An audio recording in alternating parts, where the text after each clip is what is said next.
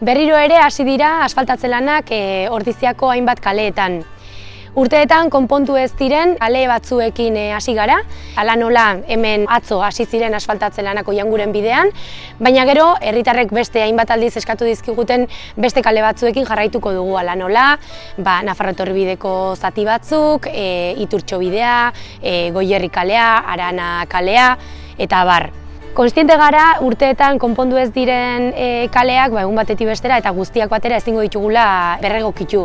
Baina konpromezu hartzen dugu pixkanaka horiek berritzen eta konpontzen joateko ez bakarrik asfaltatze lanak, baizik eta baita bertzolaketak eta oinezkoen pasabideak hobetu eta egokitzen jarraitzeko. Asfaltatze lan hauek irailean zer egingo dira eta guztira 140.000 eurotik gorako inbertsioa suposatu dute.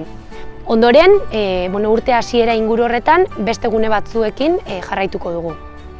Esan bezala, gure konpromezua pixkanaka Ordiziako kale guztiak berritzen, hobetzen eta konpontzen jarraitzea da.